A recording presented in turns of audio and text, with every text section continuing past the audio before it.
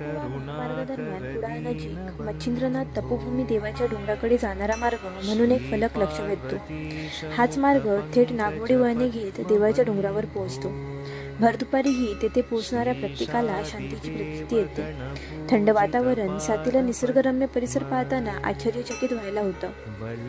मच्छिंद्रनाथांनी या भूमीकर कालिका मातेशी युद्ध केले. आजही युद्धाच्या पाऊलखुणा श्री नवनाथ कथासारामध्ये जपल्या गेल्या आहेत. कोण आले होते आणि कोण कोण पोहोचले याचा इतिहास अपूर्व आहे.